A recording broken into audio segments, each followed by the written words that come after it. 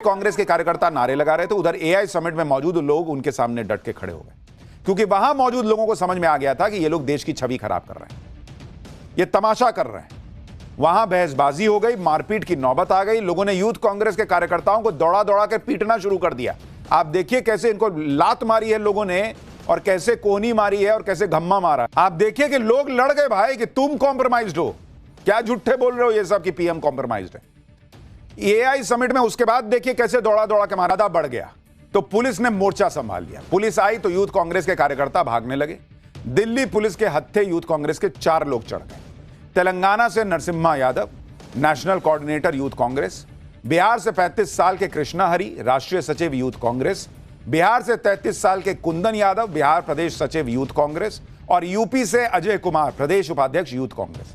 इसमें जो नरसिम्हा यादव है उसका क्या रोल है, उसकी तस्वीरें कांग्रेस के किन बड़े नेताओं के साथ वायरल हो रही हैं, वो भी आपको दिखाऊंगा। लेकिन पुलिस इनको पकड़कर ले गई और एक तरीके से पब्लिक के गुस्से से बचा ली।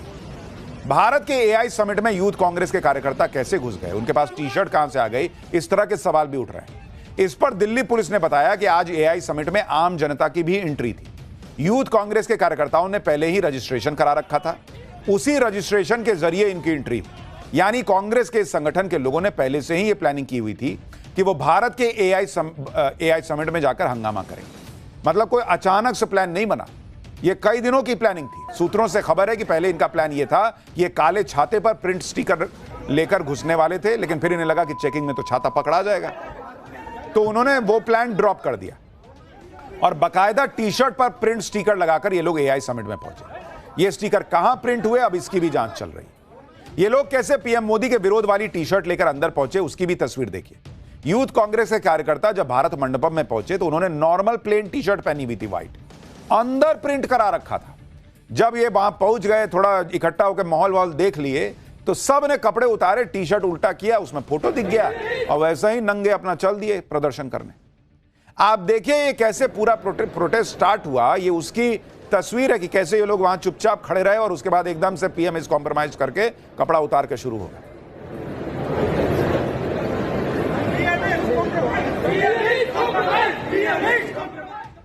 यूथ कांग्रेस ने जो कांड किया उससे लेकर पूरे देश में गुस्सा है। लोग पूछ रहे हैं कि एआई समिट कोई जंतर मंतर है? जी, प्रदर्शन का अधिकार तो विपक्ष का है, लेकिन जगह भी तो देखोगे। बीजेपी आरोप लगा रही है कि ये सारा किया धरा ना नेता प्रतिपक्ष राहुल गांधी का है। बीजेपी के युवा मोर्चा ने राहुल गांधी के घर के बाहर प्रदर्शन कर दिया। प्रदर्शन में राहुल गांधी भारत छोड़ो जैसे नारे लगाए।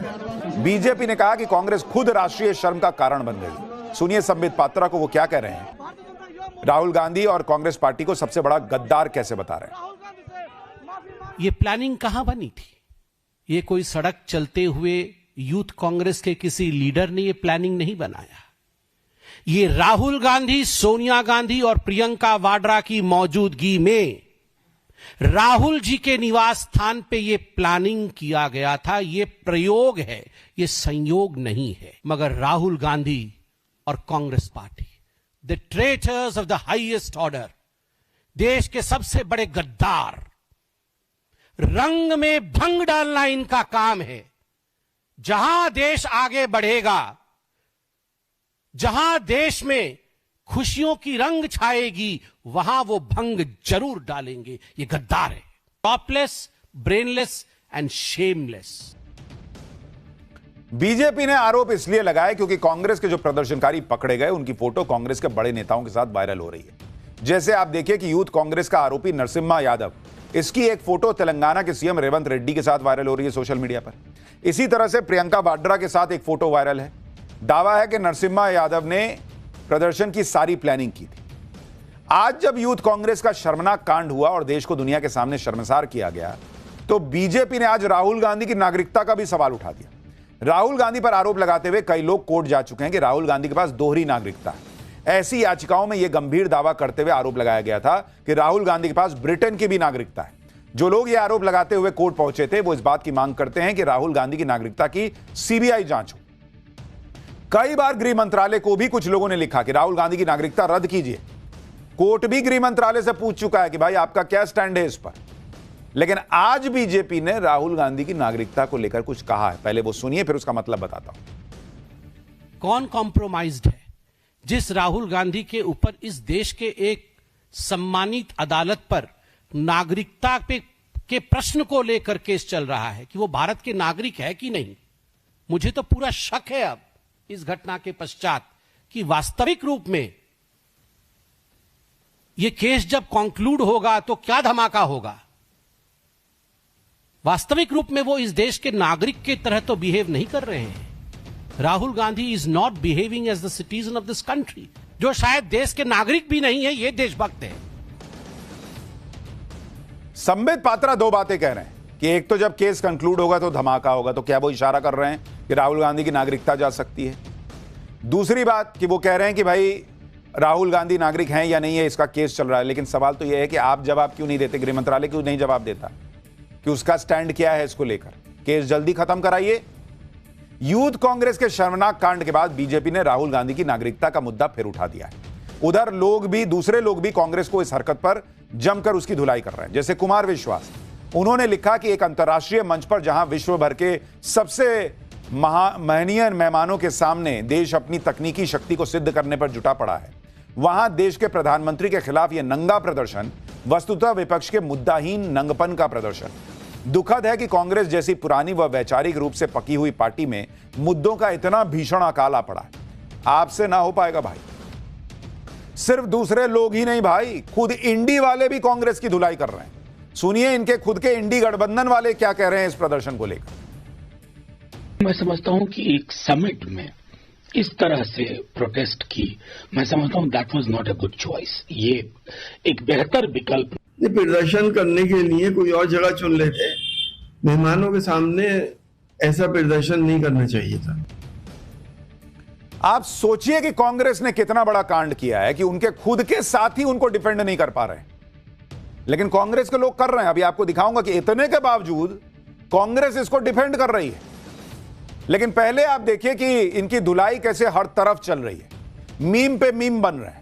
ये लोग नरेंद्र मोदी को घेरने गए थे लेकिन लेने के देने पड़ गए। किस तरह से इनकी खिल्ली उड़ रही है। एक मीम चल रहा है जिसमें पीएम मोदी का एआई विजन दिखाया गया, आर्टिफिशियल इंटेलिजेंस, राहुल गांधी का AI vision anti India. AI मतलब एंटी इंडिया लोगों ने नाम दे दिया है। मोदी का AI artificial intelligence, Rahul Gandhi का एआई मतलब एंटी इंडिया। एक और मीम देखिए, गलगोटिया यूनिवर्सिटी दूसरे यूथ कांग्रेस को सलाम कर रही है कि हमसे भी बड़ा कांड कर दिया भाई लोगों ने। एक और मीम देखिए जिसमें एक लड़का फोन पर बात कर रहा है और लिखा है कि गलगोटिया यूनिवर्सिटी ने कल रात यूथ कांग्रेस से बात की और पूछा कि 5,000 कमाना है क्या। गलगोटिया वाले खुश होंगे, लोग कह रहे हैं कि भाई इतना बड़ा इन्होंने कांड कर दिया कि सारा फोकस उधर से शिफ्ट होकर अब कांग्रेस को लोग गाली दे रहे हैं। और ये तो कुछ भी नहीं है, इन पर जो कानूनी एक्शन होने वाला है वो भी आप देखिए। दिल्ली पुलिस के सूत्रों के मुताबिक जो भाग गए उनकी धरपकड़ के लिए रेड चल रही है। दिल्ली पुलिस किसी को भी छोड़ने वाली नहीं है।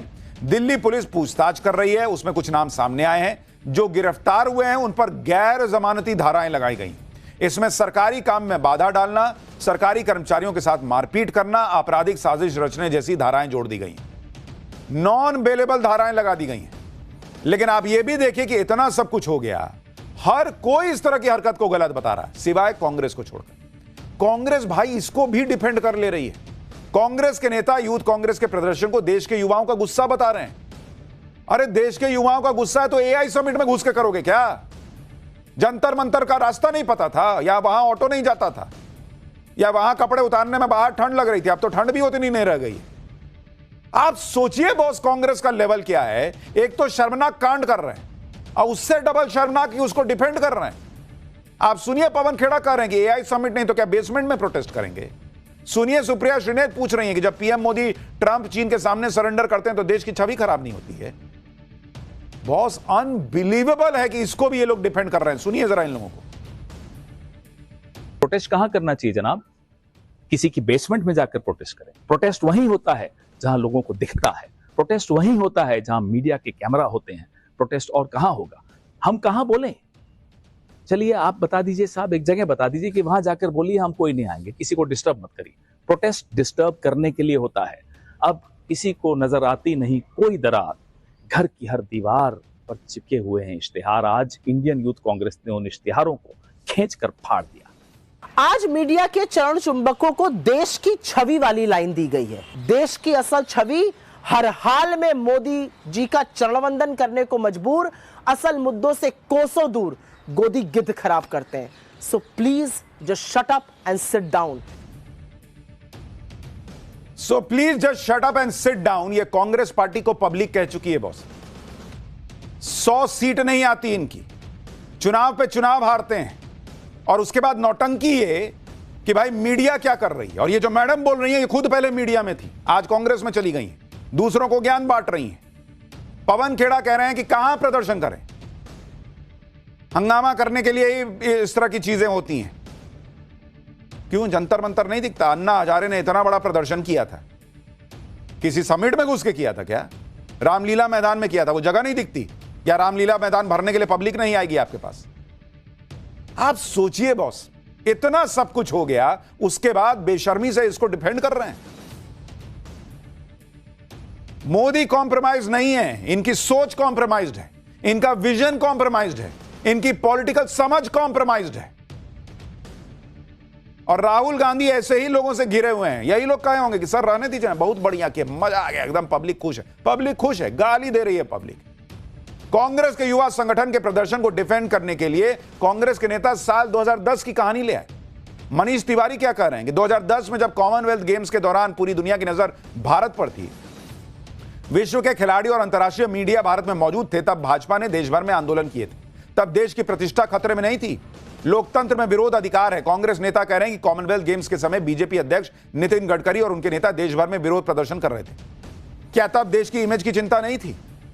बॉस मनीष जी, कोई नहीं कह रहा कि आप प्रदर्शन मत कीजिए, जरूर कीजिए, लेकिन क्या बीजेपी जो 2010 में प्रोटेस्ट कर रही थी, वो हॉकी मैच के अंदर मैदान में घुस कर रही थी क्या? वो रेसलिंग के बीच में खिलाड़ियों को कोहनी मार के वहीं प्रदर्शन कर दे रही थी क्या? इस प्रदर्शन को लेकर यूथ कांग्रेस के नेता अपनी पीठ थपथपा रहे हैं, जैसे देश के लिए कोई मेडल लेकर आ गए। यूथ कांग्रेस अपने कार्यकर्ताओं को जाबाज बता रही, तर्क दिए जा रहे हैं कि एआई समिट तो ध्यान भटकाने के लिए हो रहा है। युवा कांग्रेस देश के हक की लड़ाई लड़ती रहेगी और हर मंच पर सच बोलती रहेगी। कहा जा रहा है कि देश का मीडिया सिस्टम और खुद प्रधानमंत्री कॉम्प्रोमाइज हो चुके हों, उसके खिलाफ आवाज उठाने का मंच आखिर बचता ही कौन सा है? हम एआई समिट के खिलाफ नहीं है, हम भारत के हितों के साथ हो रहे समझौते के खिलाफ है। हम महात्मा गांधी के दिखाए रास्ते पर अगर चलना जानते हैं तो सरदार भगत सिंह के दिखाए रास्ते पर भी चलना जानते हैं। एआई समिट के चमकदार मंच के पीछे सच दबाया नहीं जा सकता।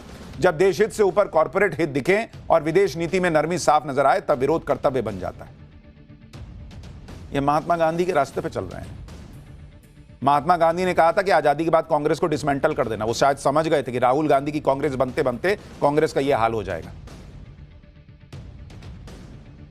कह रहे हैं मीडिया कॉम्प्रोमाइज्ड है, इनके हिसाब से जुडिशियरी भी कॉम्प्रोमाइज रहती है, इलेक्शन कमीशन कॉम्प्रोमाइज, सब कॉम्प्रोमाइज हो गए।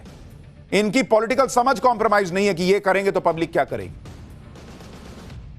जो राहुल गांधी बोल दें, सबूत हो नहीं हो, राफेल में चोरी हो गई है, पेगासस मेरे फोन में डाल दिया है, ये कर दिया, वो कर दिया, वोट चोरी हो गई, जो राहुल गांधी बोल देते हैं वो मीडिया दिखा देता है। बिना छपी किताब दिखा देते हैं मीडिया, वो भी दिखा देता है। फिर भी इनका मन नहीं भर रहा। इनको वही मीडिया चाहिए कि राहुल गांधी ने बुलेट छूकर उसको हसीन बना दिया। अरे राष्ट्र के बारे में सोचने वाली मीडिया वो नहीं कर पाएगी, जाओ उन्हीं के पास बैठो। यूथ कांग्रेस कह रही है कि भारत मंडपम इसलिए गए ताकि मोदी सरकार को जवाब देना पड़े। यूथ कांग्रेस के अध्यक्ष उदय भानु और क्या क्या कह रहे हैं, सुनिए एक बार। देश की इमेज इससे खराब नहीं होती। हमारे देश में डेमोक्रेसी है, ये सच्चाई है कि आज हमारा हक है, डेमोक्रेसी हमारा राइट है, हम पीसफुल प्रोटेस्ट कहीं भी कर सकते हैं, कोई भी इवेंट करा के अपनी जिम्मेदारियों से नहीं भाग सकते। उदय भानु जी, आप बिल्कुल सही कह रहे हैं कि आप बिल्कुल प्रोटेस्ट कर सकते हैं, देश भर में प्रोटेस्ट कीजिए, रोज कीजिए, लेकिन जहां आप प्रोटेस्ट कर रहे हैं आप मोदी को डैमेज नहीं कर रहे हैं, आप देश की छवि डैमेज कर रहे हैं, और इसलिए लोगों में गुस्सा है। कोई ये नहीं कह रहा कि आपने ये क्यों कह दिया, ये तो आप संसद में भी कह रहे थे पीएम इज कॉम्प्रोमाइज्ड। आप ये भी देखिए कि ये वो कांग्रेस है जो 3 दिन से एआई समिट को फ्लॉप बता रही थी, आज कह रही है कि जहां कैमरे होंगे वहीं ना मीडिया प्रोटेस्ट करेगी। क्यों भाई? जब एआई समिट फ्लॉप है आपकी नजर में, तो वहां प्रदर्शन करने की जरूरत क्या थी? जब फ्लॉप शो चल रहा था तो वहां क्यों गए प्रदर्शन करने? आप मान रहे हैं कि एआई समिट की धूम मची है, आपको लग रहा है कि वहां दुनिया को दिखा सकते हैं, वरना फ्लॉप समिट में कोई प्रदर्शन करने क्यों जाएगा? यूथ कांग्रेस के नेता अपने प्रोटेस्ट को डिफेंड कर रहे हैं, लेकिन ये नहीं बता रहे कि अगर एआई समिट में कोई अनहोनी हो जाती तो जिम्मेदारी कौन लेता? वहां जैसे मारपीट शुरू हो गई थी, अगर उस दौरान किसी को गंभीर चोटें लग जाती तो कौन जिम्मेदारी लेता? और जिन लोगों ने यूथ कांग्रेस के लोगों को पीटा उन्होंने भी ठीक नहीं किया। वो तो गलत कर ही रहे हैं, आप उनको लात क्या मार रहे हो? पुलिस ले ही जा रही थी। यह बात ध्यान रखने वाली है कि अभी एआई समिट खत्म नहीं हुआ है। एआई समिट में अब भी विदेशी मेहमान, दूसरे देशों के पवेलियन लगे हुए हैं। आज भी पीएम मोदी ने एआई की बड़ी बड़ी कंपनियों को के सीईओ से मुलाकात की है। आज ही पीएम मोदी ओपन एआई के सीईओ सैम ऑल्टमैन से भी मिले। कांग्रेस यह माहौल बना रही है कि PM is compromise. PM Modi ने तो ट्रंप के सामने सरेंडर कर दिया। सरेंडर करना किसे कहते हैं, दबाव में झुक जाना किसे कहते हैं, वो आपको पाकिस्तान के पीएम शहबाज शरीफ को देखकर समझ में आएगा। वॉशिंगटन में कल जब गाजा पीस बोर्ड की बैठक हुई तो उस बैठक में डोनाल्ड ट्रंप ने पाकिस्तान के पीएम शहबाज शरीफ को खड़े होने के लिए कह दिया और वो भाई खड़ा भी हो गया। शहबाज शरीफ की बॉडी लैंग्वेज ऐसी थी, जी बॉस, आपने खड़े होने के लिए कहा, मैं अभी खड़ा हो जाता हूं सर। बैठ जाने को कहा, मैं बैठ जाता हूं सर। डोनाल्ड ट्रंप ने शहबाज शरीफ को खड़ा किया और पीएम मोदी की बात करने लगे। सुनिए कैसे ये आदमी ये सारी बेइज्जती सहता है। इसको कहते हैं कॉम्प्रोमाइज होना। I think you should actually stand. Come, please, stand just for a second. Pakistan and India, thank you very much. And I spoke to Prime Minister Modi. He's excited. He's watching us right now. आप देखिए Gaza piece board में शहबाज शरीफ का क्या हाल था। वहां शहबाज शरीफ को कोई पूछने वाला नहीं था। शहबाज शरीफ अलग थलग नजर आ रहे थे। इसके बावजूद शहबाज शरीफ ने डोनाल्ड ट्रंप की चापलूसी में कोई कमी नहीं रखी। सुनिए शहबाज शरीफ डोनाल्ड ट्रंप के लिए क्या क्या कह रहा था। भाई इसको कहते हैं कॉम्प्रोमाइज होना। ट्रंप ने कहा उठो तो उठो, बैठो तो बैठो। कोने में खड़ा कर दिया फोटो के समय। कह रहा आप ही तो दुनिया के, साउथ एशिया के रक्षक हैं। और नरेंद्र मोदी ने क्या किया? अमेरिका से डील अपनी शर्तों पे की। जब सही शर्तें तय हो गई तब जाकर डील की। टैरिफ का लोड नहीं लिया, दुनिया भर में डील पे डील की। अमेरिका को बता दिया वर्ल्ड ऑर्डर चेंज हो रहा है। और अमेरिका का दबाव होता तो 144 रफेल न खरीदे जा रहे होते। ये एक बेसिक सा उदाहरण दे रहा हूं। अब एआई समिट में जाकर कपड़े उतार के प्रदर्शन करना है, चांद पे जाके करना, करते रहो। यही सब करोगे तो सीटें बढ़ने की जगह घट जाएंगी। भलाई में बता रहा हूं कि थोड़ा तो इतनी पॉलिटिकल सेंस तो लगानी चाहिए कि ये सब जो है ना नुकसान करेगा। बाकी राहुल गांधी देख लें, उनके आसपास जो घूम रहे हैं ना लोग, उनका बेड़ा गर्क ही करा रहे हैं। पाठशाला में अब अगला चैप्टर। रमजान का पहला जुमा यूपी, एमपी, कर्नाटक से लेकर हैदराबाद तक क्यों मचा बवाल, क्यों चले पत्थर? कहीं मंदिर की आरती तो कहीं छत्रपति शिवाजी महाराज की जयंती का जुलूस। मस्जिद से चले पत्थरों का सच क्या है? यूपी में मस्जिद के लाउडस्पीकर को लेकर ऐसा क्या हुआ कि योगी वर्सेस अखिलेश का नया चैप्टर खुल गया? अब इसके बारे में आपको बताता हूं। आजकल रमजान का पाक महीना चल रहा है और कई बार लोग ये सवाल करते हैं कि जब इस तरह का कोई पाक महीना या पर्व आता है तभी ऐसे बवाल क्यों होने लगते हैं, जैसे बवाल देश के कई राज्यों में हो गए। आज रमजान का पहला जुमा है और इससे पहले ही यूपी से लेकर एमपी और कर्नाटक तक गजब बवाल मच गया। कहीं लाठी डंडे चल गए, कहीं पर भयंकर पथराव हो गया, कहीं आगजनी हो गई। आप देखिए कि क्या ही चल रहा है। मध्य प्रदेश के जबलपुर में एक मंदिर में आरती के दौरान एक मस्जिद की छत से पत्थर चलने के पथराव के आरोप लगे। वहीं हैदराबाद में मस्जिद के पास से गुजर रही शिवाजी जयंती के जुलूस के दौरान तेज आवाज में म्यूजिक बजने पर बवाल होने का आरोप है। कर्नाटक के बागलकोट में भी शिवाजी जयंती के जुलूस पर मस्जिद की छत से पथराव का आरोप लगा। इधर यूपी में लाउडस्पीकर को लेकर अलग नया हंगामा हो गया। यूपी में अब लाउडस्पीकर को लेकर योगी वर्सेस अखिलेश की लड़ाई का नया चैप्टर खुल गया है। इस सब के बारे में आपको बताऊंगा, लेकिन पहले जो बवाल हुआ है उसकी एक झलक देखिए।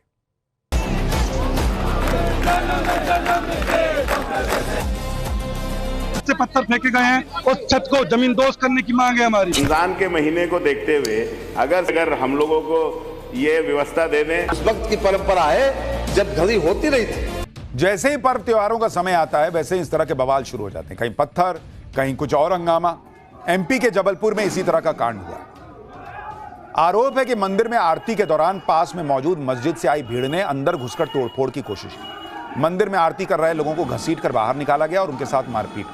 इतना ही नहीं, आरोप यह भी है कि मस्जिद की छत पर चढ़े लोगों ने मंदिर पर करीब आधे घंटे तक पथराव किया, जिसमें मंदिर के कांच टूट गए और कई लोगों को चोट आई।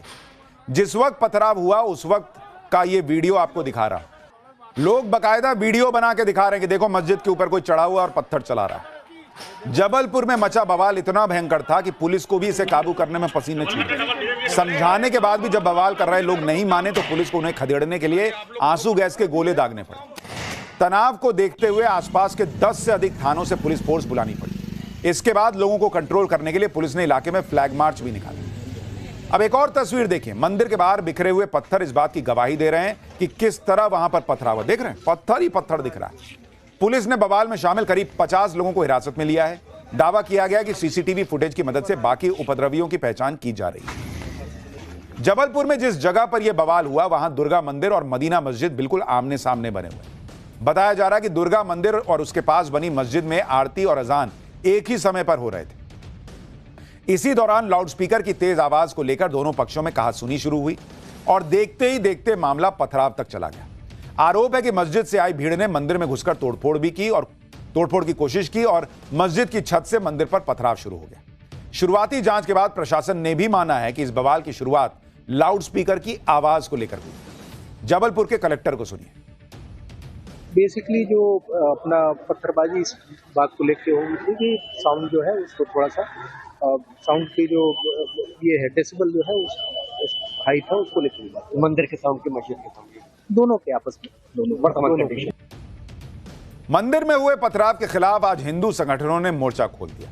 प्रशासन पर उस मस्जिद के खिलाफ कार्रवाई की मांग की जिसकी छत से पथराव का आरोप लगा। अपनी मांगों को लेकर विश्व हिंदू परिषद और बजरंग दल की अगुवाई में हिंदू संगठनों से जुड़े लोगों ने जबरदस्त प्रदर्शन किया। पुलिस थाने के सामने सड़क पर बैठकर हनुमान चालीसा का पाठ किया।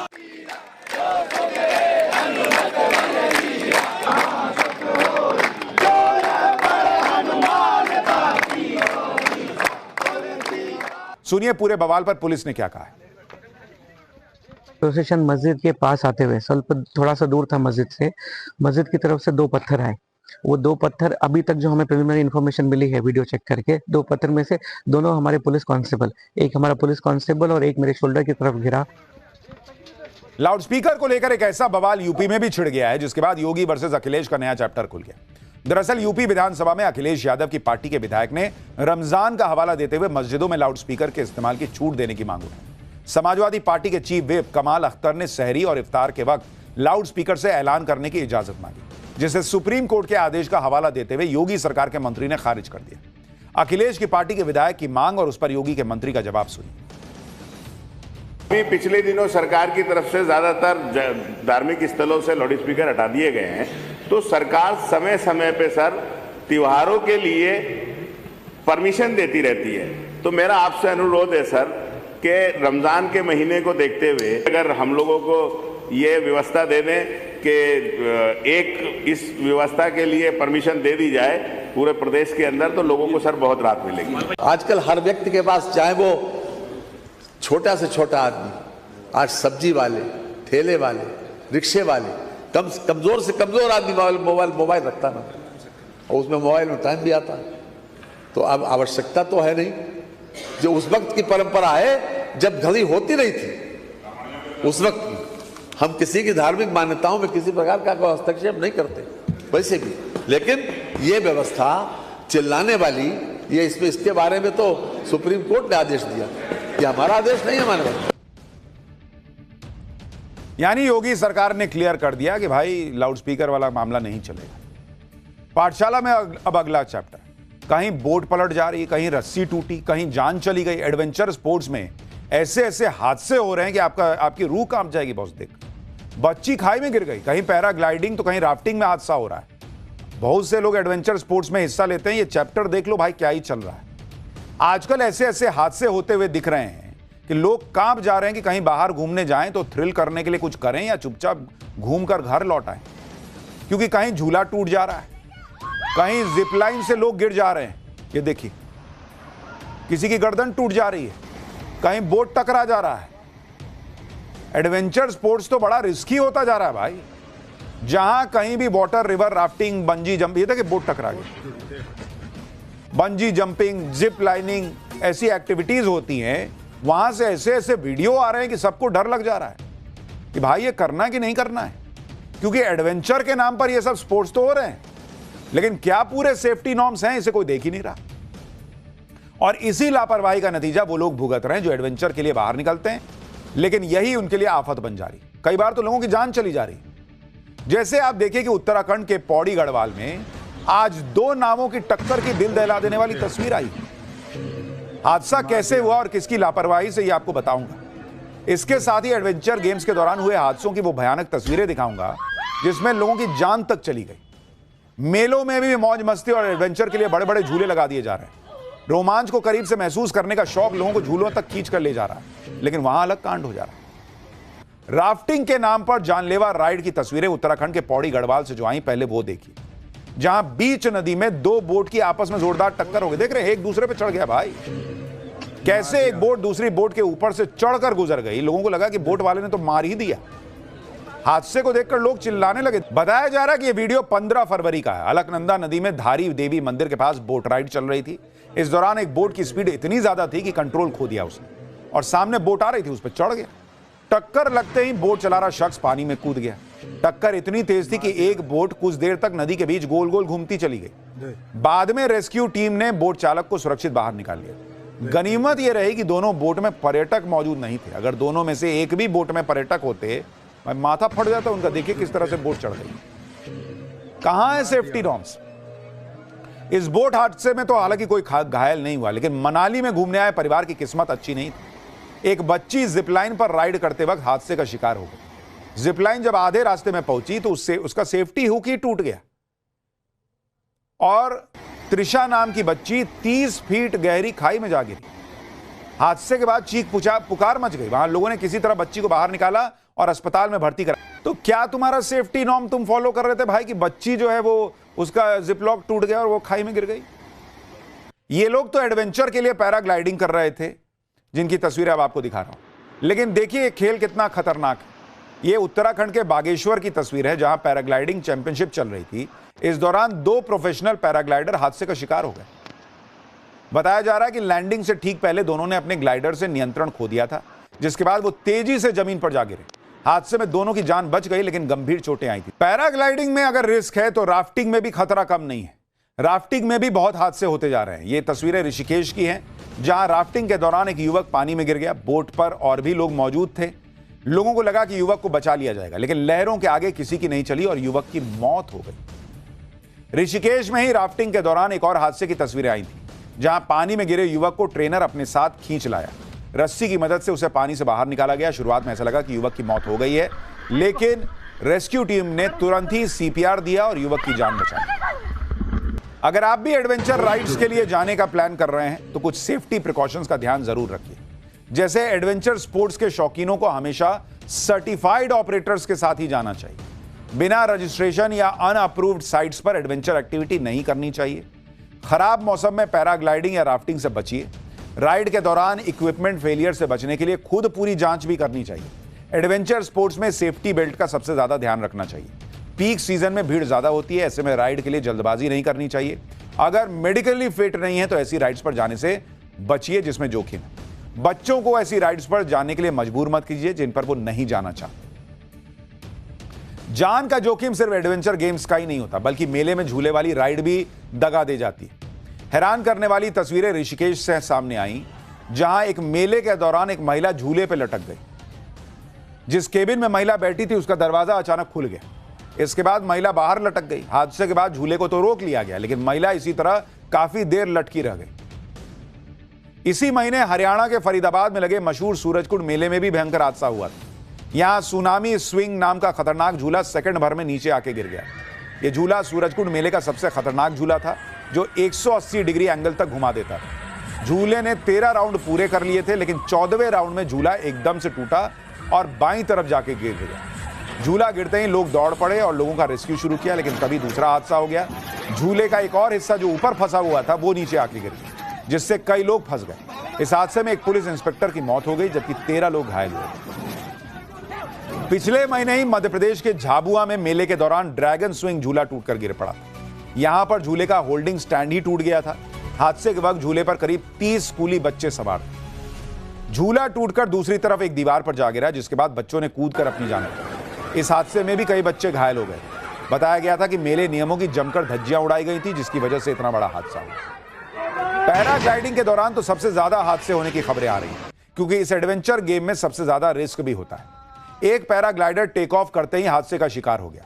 बताया जा रहा है कि यह वीडियो हिमाचल प्रदेश का है, जहां 19 साल की एक लड़की पैराग्लाइडिंग कर रही थी। उसके साथ पायलट भी था, लेकिन टेक ऑफ करते ही बैलेंस बिगड़ गया और दोनों लोग ग्लाइडर के साथ 60 फीट गहरी खाई में गिर गए और हादसे में लड़की की मौत हुई। तो भाई, अगर एडवेंचर स्पोर्ट्स का शौक है तो थोड़ा ध्यान से कीजिए, और प्रशासन को भी देखना चाहिए कि जो लोग ये पैसे कमाने के लिए एडवेंचर राइड्स करा रहे हैं, वो ट्रेंड हैं भी या नहीं और सेफ्टी नॉर्म्स को फॉलो कर रहे हैं या नहीं। पाठशाला में अब अगला चैप्टर, एप्स्टीन फाइल के बाद ट्रंप का नया धमाका। अब एलियंस की कौन सी फाइल खोल दी कि दुनिया हिल जाएगी। क्या एलियन होते हैं? अमेरिकी फाइलों में छुपा कौन सा राज खुद ट्रंप ने खोल दिया है? अब इसका चैप्टर। अभी तक तो अमेरिकी राष्ट्रपति डोनाल्ड ट्रंप तेल के कुएं तलाश रहे थे, रेयर अर्थ के रिजर्व तलाश रहे थे, लेकिन अब डोनाल्ड ट्रंप को नया शौक चढ़ा है।